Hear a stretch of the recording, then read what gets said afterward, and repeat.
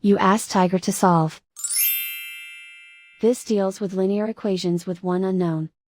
The final result is b equals 2. Let's solve it step by step. Group all constants on the right side of the equation. Add 2 to both sides. Simplify the arithmetic.